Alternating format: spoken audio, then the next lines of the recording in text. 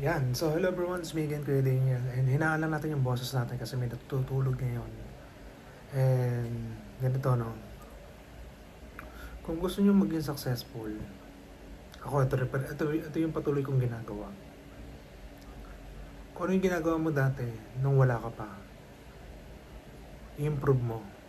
Pagpatuloy mo lang.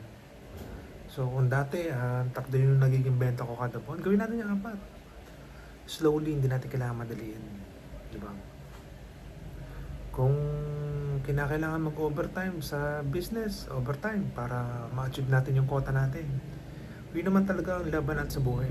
Kung di natin pagtsatsagaan yung ibang mga kagaya nito, hindi tayo magiging successful, di ba?